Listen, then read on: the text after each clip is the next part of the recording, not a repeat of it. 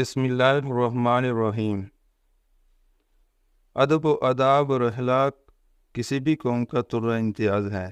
گو کہ دیگر اقوام یا مذاہب نے اخلاق اور کردار اور ادب و آداب کو فروغ دینے میں ہی اپنی عافیت جانی، مگر اس کا تمام تر صحرا اسلام ہی کے سر جاتا ہے، جس نے ادب و آداب و حسن اخلاق کو باقاعدہ رائج کیا اور اسے انسانیت کا اولین درجہ دیا۔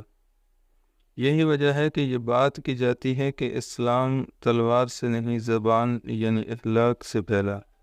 حسن اخلاق اور ادب پر لاتعداد احادیث مبارکہ ہیں کہ چھوٹے ہوں یا بڑے سب کے ساتھ کس طرح ادب سے پیش آنے کی تلقین اور ہدایت فرمائی گئی۔ ادب اور اخلاق کسی بھی معاشرے کی بنیادی حیثیت کا درجہ رکھتا ہے، جو معاشرے کو بلند تر کر دینے میں نہایت اہم کردار ادا کرتا ہے۔ ادب سے عاری انسان اپنا مقام نہیں بنا سکتا، با ادب امراد اور بے ادب بے مراد ہوتا ہے۔